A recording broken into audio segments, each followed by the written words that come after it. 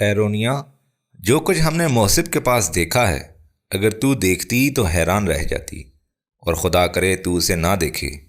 ایسے میں تجھے معذور سمجھتی اور میرے کارنامے کی تعریف کرتی اور جدائی میں رنجیدہ نہ ہوتی۔ جب میں نے پرندے کو دیکھا تو اللہ کی تعریف کی۔ میں پتھروں سے ڈرا ہوا تھا جو ہم پہ گرائے جا رہے تھے۔ قوم کا ہر فرد نفیل کو ڈھونڈ رہا تھا، گویا میں حبشیوں کا مقروض ہوں۔ عجب منظر تھا، 60,000 لشکر چھوٹے چھوٹے پرندوں کے ہاتھوں فیتی فیتی ہو رہا تھا۔ لوگ گرتے پڑتے بھاگ رہے تھے، راستے لاشوں سے بھرے تھے۔ ابرہا کو بھی کنکر لگے، اس کا جسم ٹوٹ گیا، بازو الگ ہوئے، ٹانگیں ٹوٹیں، چہرہ پگھل گیا، جسم پھول گیا، مگر اسے اس وقت موت نہ آئی جب تک یمن نہ پہنچ گیا۔ کہتے ہیں یمن میں پہنچ کر مرنے سے کچھ دیر پہلے وہ چڑیا کے چوزے کی مانند ہو گیا، جس کے جسم پہ کوئی بال نہ تھا، اعضاء نہ تھے۔ کہتے ہیں اسی سال عرب میں چیچک کا مرض بھی دیکھا گیا۔ راہ گزاروں میں ہرمل، تم اور مرار جیسے تلخ پودے بھی اسی سال پیدا ہوئے۔ عرب کی تاریخ میں یہ واقعہ اتنا اہم ہے کہ وہ سال یاد رکھا گیا۔ اسے عام الفیل کہا جانے لگا، یعنی ہاتھی والا سال۔ اس واقعے کے کوئی 61 دن بعد 12 ربیع الاول بروز سوموار کو میلاد رسول کا حسین لمحہ آتا ہے۔ اللہ نے یہی دن یاد رکھوانے کے لیے ابرہا کو بھیجا تھا۔ ابرہا کے بعد اس کا بیٹا یکسوم جانشین ہوا۔ یکسوم کی وفات کے بعد مسروق بن ابرہا حکمران ہوا۔ وہ یمن میں حبشیوں کا آخری حکمران ثابت ہوا۔ فوج پہلے ختم ہو گئی تھی، لوگ تنگ تھے، دکھی تھے۔ سیف بن ذی یزن حمیری نے طے کیا کہ یمن کے لوگوں کو ظالم حکمران سے نجات دلائے گا۔ لمبا سفر کر کے وہ شاہ روم قیصر کے دربار پہنچا، حبشی حکومت کے مظالم کی داستان سنائی، درخواست کی کہ وہ یمن کے لوگوں کو ان ظالموں سے بچائیں، خود حکومت سنبھال لیں یا کسی کو نائب مقرر کر دیں۔ لیکن قیصر نے توجہ نہ دی۔ قیصر سے مایوس ہو کے وہ عراق کی ریاست ہیرا کے حاکم نعمان بن منظر کے دربار میں پہنچا۔ وہ کسریٰ کا نائب اور گورنر تھا۔ اسے سارے حالات بتائے اور کہا قیصر نے تو بات نہیں سنی، اب کسریٰ کو بتانے میں مدد کر۔ نعمان نے کہا سال میں ایک بار میں کسریٰ کے دربار میں حاضری دیتا ہوں، حاضری میں ابھی کچھ وقت ہے، تب تک میرے پاس قیام کرو۔ سیف حمیری ٹھہر گیا، پھر نعمان کے ساتھ کسریٰ کے دربار میں پہنچا۔ کسریٰ تاج پہنے اپنے دربار میں جلوہ افروز تھا۔ سونے کے تاج میں یاقوت، زمرد اور دیگر جواہر جڑے تھے۔ وہ تاج اتنا وزنی تھا کہ کوئی انسان اسے اپنے سر پہ اٹھا کے نہ رکھ سکتا تھا، لہذا وہ طلائی تاج زنجیر سے بندھا تخت کے اوپر چھت سے معلق تھا۔ کسریٰ تخت پر پردے کے پیچھے سے چڑھتا، تاج کے اندر سر دیتا اور پردہ ہٹا دیا جاتا۔ حاضرین اپنے سامنے منو سونے کے جگمگ جگمگ تاج میں بادشاہ کو سر دیے بیٹھے دیکھ کے ہیبت زدہ ہو جاتے اور سجدے میں گر جاتے۔ سیف بن ذی یزن حمیری کسریٰ کے دربار میں جب حاضر ہوا تو سر جھکا کے اندر گیا۔ کسریٰ اپنے اونچے محل کا دروازہ دیکھ کے بولا، یہ کون ہے جو اتنے اونچے دروازے میں سر جھکا کے آیا ہے؟ سیف حمیری بولا، میں غم اور دکھ کی وجہ سے سر جھکائے آیا ہوں۔ کیا دکھ ہے؟ حضور ہمارے علاقے پر اغیریہ سے افام قابض ہیں۔ پوچھا کون اغیریہ، حبشی یا سندھی؟ بولا حبشی۔ پھر سرکار آپ سے مدد کا طلبگار ہوں، چاہتا ہوں ہمارا علاقہ آپ کے زیر حکومت ہو۔ نہ کسریٰ نے کہا تمہارا علاقہ دور دراز، بیکار اور کم منفعت ہے، ہمیں اس کی کوئی ضرورت نہیں۔ میں عرب کے ریگزاروں میں اپنی ایرانی فوج کو مشکلات میں نہیں پھنسانا چاہتا۔ پھر اس نے اپنے کسی وزیر کی طرف دیکھ کے کوئی اشارہ کیا۔ سیف حمیری کو 10 درہم کی ایک تھیلی مل گئی، ساتھ کندھے پہ ایک خلط فاخرانہ رکھ دی گئی۔ سیف حمیری نے خاموشی سے بادشاہی عطیہ وصول کیا اور دربار سے باہر نکلتے ہی لوگوں میں سارے پیسے لوٹا دیے۔ کسریٰ کو فوراً اس کے وزیروں نے خبر دی۔ بادشاہ چونکا، بولا یہ عالی مرتبہ انسان معلوم ہوتا ہے، بلاؤ۔ سیف حمیری کو پھر طلب کیا گیا۔ پوچھا ایسا کیوں کیا؟ وہ بولا بادشاہ میں نے یہ پیسے کیا کرنے ہیں، میرا مالک سار سونا ہے۔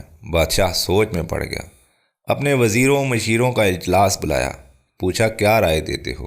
ایک مشیر نے کہا بادشاہ جیل میں کافی قیدی ہیں جن کی سزا پھانسی ہے، آپ ان قیدیوں کا لشکر بنا کے اس کے ہمراہ کریں۔ اگر وہ ہلاک ہو گئے تو آپ کا کام پورا ہو گیا، اگر کامیاب ہو گئے تو آپ کی سلطنت میں اضافی ہو جائے گا۔ کسریٰ مسکرایا۔ 800 قیدی تھے بھی جوان، لڑاکے، بدماش۔ قیادت ایک کمانڈر دہرس کے سپرد کی۔ سارے قیدی 800 کشتیوں میں سوار ہوئے۔ وہ کشتیاں راہ میں ڈوب گئیں۔ 6 کشتیاں یمن کے شہر عدن کے ساحل پہ جا رکیں۔ سیف حمیری نے بھی اپنی قوم کے کچھ لوگوں کو اکٹھا کر کے دہرز کی کمان میں دے دیا۔ بولا، میرا پاؤں آپ کے پاؤں کے ساتھ وابستہ ہے، ہمارا جینا مرنا اکٹھا ہے۔ دونوں فوجیں آمنے سامنے ہو گئیں۔ خدا تو اکیلا ہے، اس نے سوچا میں پہچانا جاؤں۔ اسے انسان بنانے کا خیال آیا جو اسے پہچانے۔ خدا تو نور ہے، علم ہے، سارے علم وہی رکھتا ہے۔ اتنے علم والوں کو پہچاننے والے، نور کو جاننے والے کے حصے میں کتنا اجالا ہوگا، کتنا نور ہوگا۔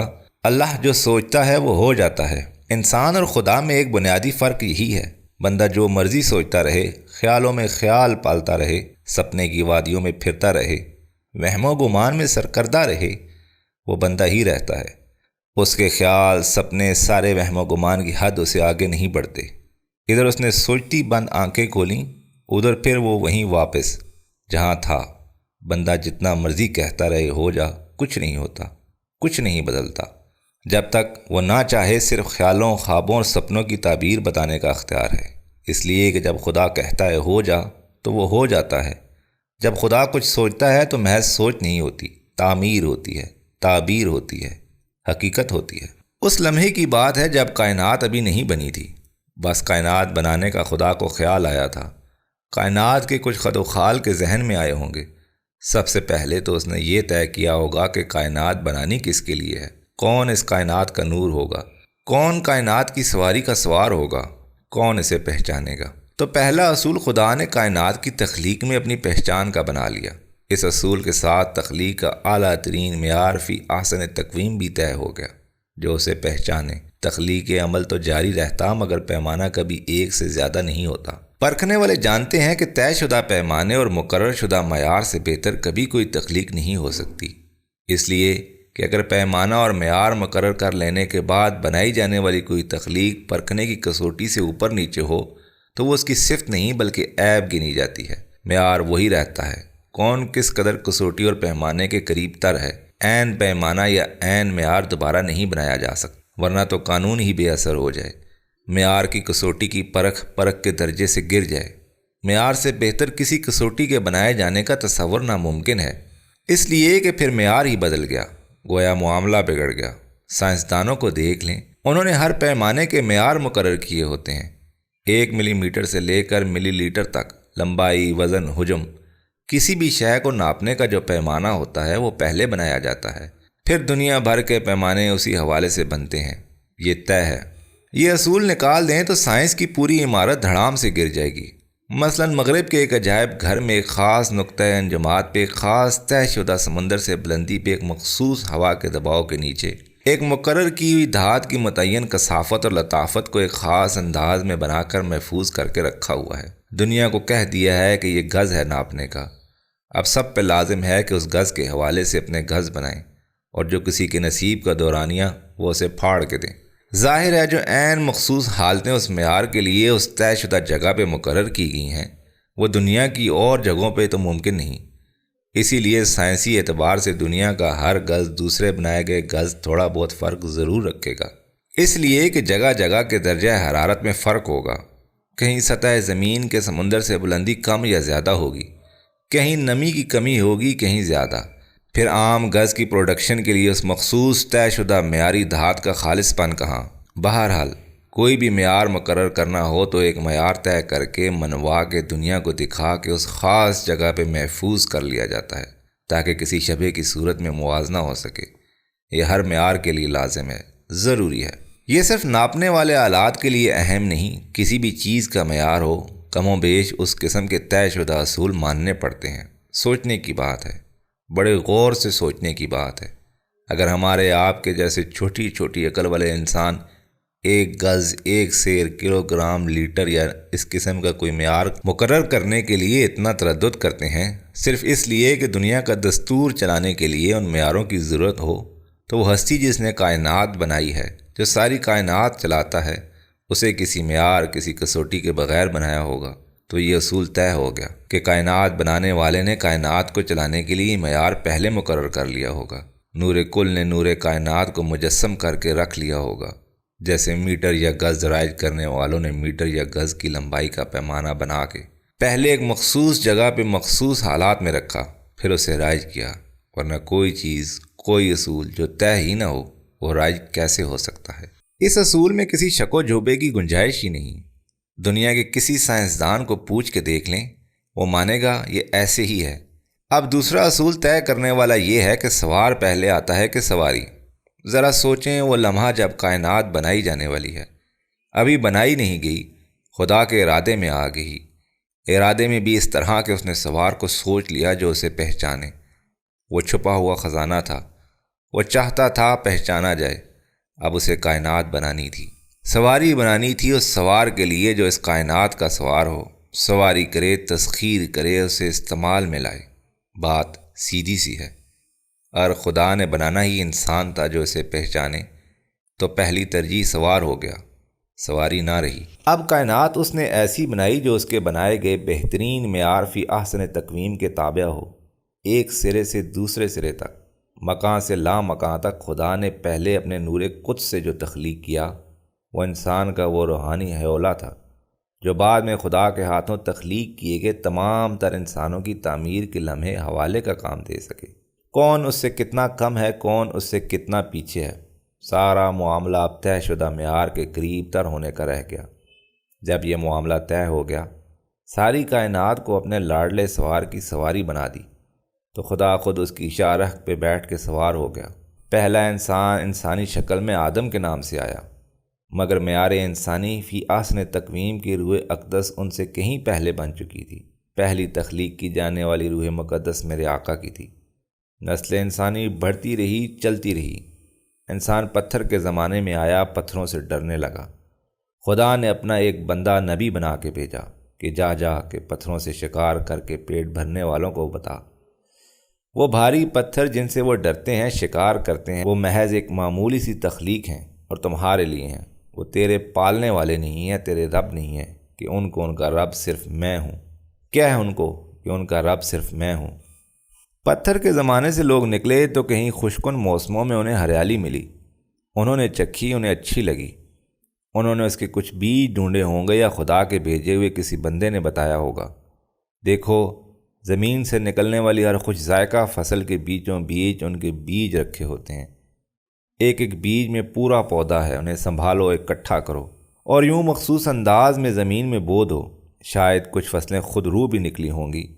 بہرحال پرانا شکاری پتھر کا معاشرہ جو ابھی معاشرہ نہ بنا تھا، صرف ایک لالچی پیٹ بھرنے والے انسانوں کا گروہ تھا جو اپنے شکار کے گرد گھومتا پھرتا تھا، موسموں سے ڈرتا تھا، خونخوار درندوں سے بچتا، جان بچاتا پھرتا تھا۔ وہ زمین میں اگوائی فصلوں کے پکنے کے انتظار میں بیٹھ گیا۔ خدا نے شکاریوں کو انتظار کرنا سکھا دیا۔ انتظار میں جو صبر سیکھنے بیٹھ جائے اسے سب مل جاتا ہے، سب سے پہلے تو خود خدا۔ صبر میں بس ایک چیز نہیں گننی ہوتی، وقت۔ فصل کے پکنے میں مہینوں لگتے ہیں، شاید اسی دوران ان لوگوں نے جھاڑ پھونس اکٹھا کر کے اپنی جھوپڑیاں بنا لی ہوں گی۔ یوں خانہ بدوش شکاری لوگوں سے ایک زرعی معاشرہ وجود میں آیا ہوگا۔ سارے علم تو خدا کے پاس ہیں، اسی کے پاس تھے۔ کبھی اس نے اپنے بندوں کو سردی سے محفوظ اور دنیا میں شکار پکانے کے لیے آگ جلانے کا طریقہ سکھایا تھا تاکہ انہیں نفع ہو۔ پھر وہ بگڑ گئے، آگ کی حدت اور اس کے فائدے کو دیکھ کے اس کے سامنے ہاتھ جوڑ کے بیٹھ گئے، آتش پرست بن گئے۔ ان دنوں کوئی ماچس یا لائٹر نہیں تھے، پتھروں کے چماک پہ رگڑ کے بڑی محنت سے ایک چنگاری نکلتی تھی۔ انہوں نے اپنی آسانی کے لیے اپنی بستیوں میں ایک جگہ طے کر لی جہاں کبھی آگ نہ بجھے۔ وہاں شاید کوئی آگ سے ڈرانے آ گیا ہو یا اس کے فائدے بتانے لگا ہو۔ یوں وہ پروہت ہو گیا، لوگ اس سے آگ کی چنگاری لیے جاتے، زمین سے نکالی ہوئی گندم یا چاولوں کی جھولیاں بھر کے دیے جاتے۔ خدا کو پھر ایسی بستیوں میں اپنے چنے ہوئے پیغمبر بھیجنے پڑے کہ ان کی گردن پروہت سے بچائے اور کہے، عقل کرو، یہ آگ تمہارے نفع کے لیے ہے، یہ خدا نہیں ہے۔ کچھ دیر اثر رہا ہوگا، پھر لوگ بھول گئے۔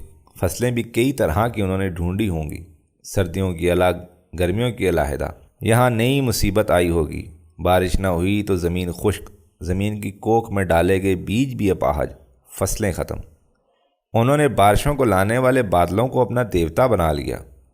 ان کے پروہتوں نے انہی کی بستیوں کی کہانیوں کو آسمانی کہانیوں کا روپ دیتے ہوئے ان دیو مالائی دیوتاؤں کے ساتھ دیویوں کو بھی تخلیق کر لیا۔ زرعی معاشروں میں زمین بھی عورت کی طرح اپنی کوکھ سے اناج اگلتی تھی۔ ایسے معاشرے میں دیوتاؤں سے زیادہ دیویوں کا ڈنکا بجنے لگا، ابھی تک بج رہا ہے۔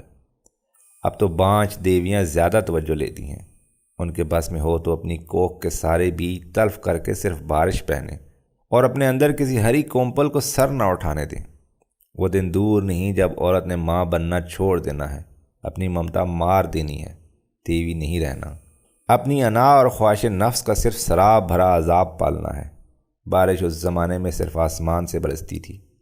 بارش وقت پہ ہو جاتی تو سارے خوش، مگر بارش ہوتے ہوتے نہ رکتی، ہوتی جاتی تو پھر مارے گئے۔ ندیاں انگڑائیاں لے کر اٹھ جاتی، باہم گلے مل کے بھاگم باغ چڑھائیوں سے اترتی ندیاں مچلتی تو دریا اچھل جاتے، سیلاب آ جاتے، فصلیں پھر تباہ ہو جاتی۔ جنہیں کائنات بنانے والے خدا کی سمجھ نہ ہوتی وہ دریاؤں کے کنارے پہ جا ماتھا ٹیک ہاتھ جوڑتے منتے مانتے۔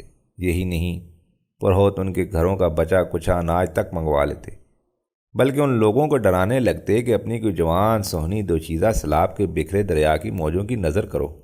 یہی نہیں، پروہت ان کے گھروں کا بچا کھچا اناج تک منگوا لیتے، بلکہ ان لوگوں کو ڈرانے لگتے کہ اپنی کوئی جوان سہنی دوشیزہ سیلاب کے بکھرے دریا کی موجوں کی نظر کرو تو دریا کی دیوی یا دیوتا تمہاری راہ سے ہٹ جائیں گے۔ یوں انسانوں پہ پروہتوں کی اجارہ داری ظالمانہ حد تک پہنچ گئی۔ کوئی گرم علاقہ ہوتا تو لوگ سوچ سے ڈرتے، اسے کسی بڑی شکتی والے دیوتا کا نام دے دیتے، مگر ٹھنڈی راتوں میں جب ملائم چاندی بھری آسودہ چاندنی ان کے در و دیوار پہ آ ابھرتی تو وہ چاند کی پوجا شروع کر دیتے۔ وہ عجیب دور تھا جہاں کسی علاقے میں کوئی مشکل مقام آتا، کوئی خطرناک موڑ، کوئی اونچا پہاڑ، کوئی موذی جانور، کوئی فائدہ مند پسو، کوئی نیک چلن انسان، لوگ اس کے آگے تو زانو ہو کے ہاتھ جوڑ کے آنکھیں بند کر کے بیٹھ جاتے، اسے دیوتا بنا لیتے، دیوی بنا لیتے، انسان یا پتھر سے اٹھا کے بھگوان کا درجہ دے دیتے۔ ظاہر ہے ہر دور میں انسان کمزور رہا ہے، آج کا انسان بھی کمزور ہے۔ کہنے کو اس کی زندگی میں کمزور لمحے کم آتے ہوں گے، مگر آتے ہیں۔ کبھی حادثہ ہو گیا، کبھی کوئی عزیز چل بسا، کہنے طوفان آ گیا، سب کچھ لٹ گیا، زلزلہ آ گیا، سب کچھ دب گیا، اور کچھ نہ ہوا، جو سوچا وہ نہ ہوا، جو ہوا وہ سوچا ہی نہیں تھا۔ آج کا انسان بھی ہمیشہ کے ہر انسان کی طرح کمزور ہے۔ کہنے کو وہ اپنی کمزوری کا ڈھنڈورا نہیں پیٹتا، مگر ڈھنڈورے کا کیا ہے، وہ کیا کم پیٹنے سے ختم ہو جاتا ہے؟ ڈھول تو ڈھول رہتا ہے، اور انسان تو ایسا ڈھول ہے جو اپنی مرضی سے نہیں بجتا، کوئی اس پہ تھاپ دے تو آواز آتی ہے۔ دھیرے دھیرے خدا اپنے بھیجے ہوئے انسانوں کی تربیت کرتا رہا، ان کے لیے آگ بھیجی، لوہا بھیجا، انہیں ہنر سکھائے۔ سبق شروع میں صرف ایک رہا کہ ایرے غیرے تیرے خدا نہیں، ایک میں ہوں اکیلا تمہارا پالنے والا، مجھ سے مانگو، میری طرف دیکھو۔ سب کی نظریں ایک جیسے تھوڑی ہوتی ہیں، تھوڑے عرصے بعد پھر نظر خراب ہو جاتی۔ خدا ان کے دلوں کی بصیرت کے لیے اینکیں بھیجتا، اپنے سفیر روانہ کرتا، نبی اتارتا، ہر بستی، ہر علاقے، ہر شہر میں جہاں جو بڑا مسئلہ ہوتا وہاں بھیجے ہوئے اس نبی کا پیغام ہوتا۔ ہولے ہولے انسانوں نے بڑے بڑے شہر بنا لیے، ایک طرف بابل، نینوا، میسوپوٹومیا، دوسری طرف مصر کی وادیاں، اوپر چین میں پیلے دریا کی خوشکن خیال آفرین وادی، پچھم میں یونان میں خرد افروز بستی، ادھر سندھو دیش کا گمشدہ شہر موہنجو داڑو ہڑپا، ٹیکسلا، ہنسا پور، ملتان، اجودین، دلی، لاہور، خوشحال بستیاں، دکھی لوگ۔ انسان نے اپنی ضرورت سے زیادہ پیداوار اکٹھی کر لی تو اسے جمع کرنے لگا تو دوسروں کے حق کی تفریق ہونے لگی، معاشرے میں فساد کے بیج بوئے جانے لگے، شورش کو دبانے کے لیے سرپنچ، منصف اور جنگجو بادشاہ بن گئے۔ طاقتوروں میں مقابل ہو تو میں کی آواز آتی ہے، انا سے انا ٹکرانے لگی، انا سے بڑا لوہا کوئی نہیں، انا سے انا ٹکرائے تو بڑا فساد ہوتا ہے۔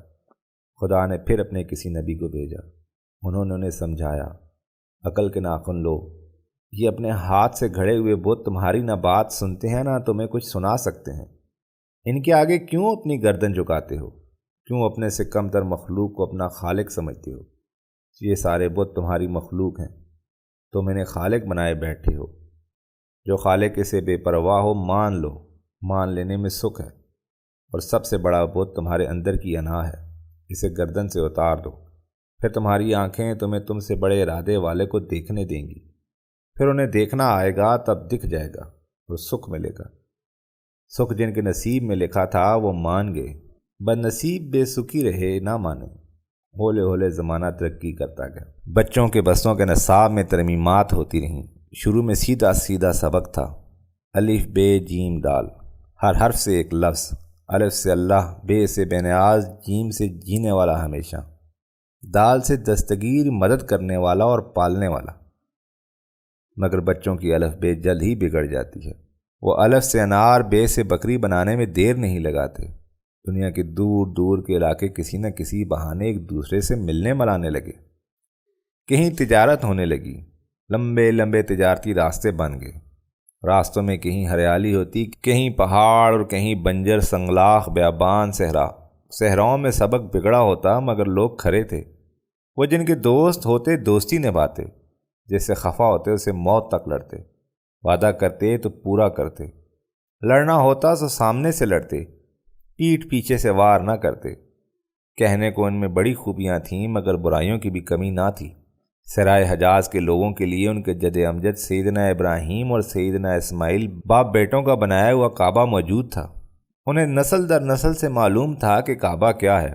کہنے کو اس لیے کعبہ ہے کہ اس کی 4 دیواریں ایک مکعب کی طرح ملتے جلتے سائز کی ہیں۔ اوپر کوئی چھت بھی نہیں مگر یہ خدا کے عظیم حکم سے خدا کے عظیم سفیروں کا ہاتھ کا بنایا ہوا گھر ہے۔ اس کی تعظیم لازم ہے، اس کے پھیرے لینے ہیں، اس کے مضاف میں قربانی کرنی ہے، خاص لباس پہن کے یہاں حاضر رہنا ہے۔ حاضری ختم کرتے سمے انہیں اپنی انا کو خدا کی دہلیز پہ رکھنے کے لیے سر کے بالوں کو کترنا ہے۔ زندگی میں ایک بار یہاں ضروری آنا ہے۔ کعبے کی کفالت اور نگرانی کے لیے ایک مضبوط قریش کا گھرانہ چلا آ رہا تھا۔ وہ سیدنا اسماعیل کی اولاد تھے۔ ان کی راہ میں کئی بھٹکانے والے آئے، کچھ پتھر کے بت لے آئے، ایک ایک کر کے خدا کے گھر میں 360 بتوں کو سجا لیا۔ دیواروں پہ عیسیٰ اور مریم کی تصویریں بھی بنا لیں۔ پتھر، جانور، ستاروں، آگ کے بعد شخصیت پرستی شروع کر دی گئی۔ دنیا ایک ایسی نہج پہ آ گئی تھی کہ ایک ایک کر کے انسانی نسل کے بچوں نے پہلے سے بھیجے ہوئے پیغمبروں کے ہاتھوں بھیجی ہوئی نصاب کی ساری کتابیں پڑھ لی تھیں، بھلا دی تھیں۔ شعور انسانی اب اس حد تک آ گیا تھا کہ اسے ایک خدا، ایک رسول اور ایک نظام زندگی کا بھرپور منشور دیا جا سکتا تھا۔ خدا کو اسی لمحے کا انتظار تھا کہ وہ لمحہ تھا جب خدا نے تمام تر انسانوں کی روحوں میں سب سے پہلی بنائی جانے والی روح اقدس، جسے اس نے تمام تر انسانوں کو پرکھنے کے لیے معیار بنا کے رکھا ہوا تھا، فی احسن تقویم، انہیں آسمان سے پوری انسانیت کا آقا بنا کے اتارنے کا سوچ لیا۔ 12 ربیع الاول کی تاریخ تھی۔ حبشہ کے لائے ہوئے یمن سے ہاتھی والی فوج کو خدا کی بھیجی ہوئی ابابیلوں کے ہاتھوں پٹے ابھی صرف 61 دن ہوئے تھے۔ وہ سال عام الفیل کے نام سے مشہور تھا۔ پیر کا دن تھا، 21 اپریل 571 کی بات ہے، جب خدا نے اپنی کائنات کو اتنا نوازنے کا سوچا جو اس سے پہلے اس نے کبھی نہ سوچا تھا۔